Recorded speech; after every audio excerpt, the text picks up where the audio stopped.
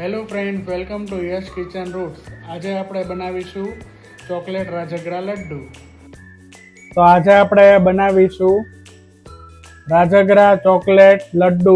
ફરાળી વસ્તુ છે જે શ્રાવણ મહિનામાં આપ ખાઈ શકશો. સૌથી પહેલા ગેસ ચાલુ કરીશું. એમાં 60 ગ્રામ ઘી નાખીશું એક પેનમાં.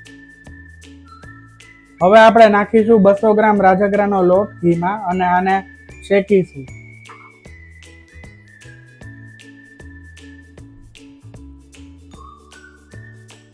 રાજગરાના લોટને આપણે ગોલ્ડન બ્રાઉન થાય ત્યાં સુધી શેકીશું.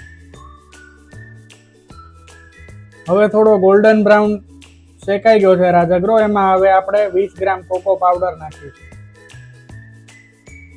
હવે આપણે રાજગરો શેકાઈ ગયો છે. હવે ગેસ બંધ કરી દેશું અને આમાં બીજી બધી વસ્તુઓ એડ કરશું.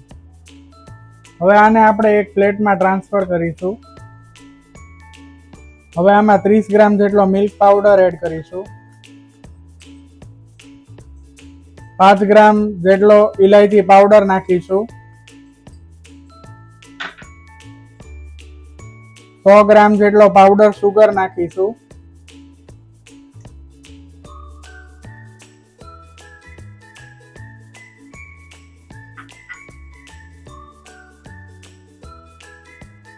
વીસ ગ્રામ કાજુ બદામ પિસ્તા, તમારે જે ડ્રાય ફ્રૂટ ચોપ કરેલું નાખવું હોય એ નાખી શકો છો.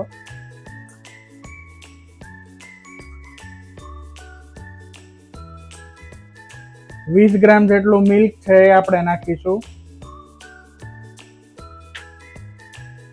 50 ગ્રામ જેટલી ડાર્ક ચોકલેટ છે જે આપણે મેલ્ટ કરી છે એ નાખીશું. હવે આ બધું મિક્સ કરીશું. આનો એક ડો બનાવીશું અને પછી આના લાડુ વાળીશું. હવે આના લડ્ડુ બનાવીશું.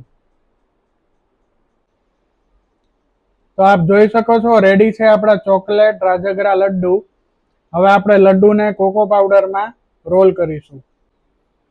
તો આપ જોઈ શકો છો આપણે કોકો પાવડરથી લડ્ડુને કોટ કરી લીધા છે. તો આપ જોઈ શકો છો આપણે લડ્ડુને કોટિંગ કરી લીધા છે કોકો પાવડરમાં. હવે પ્લેટિંગ કરીશું.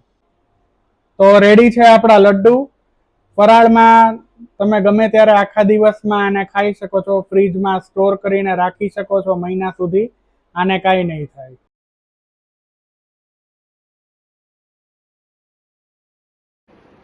Thank you for watching our video. Please like, share and subscribe for more recipes.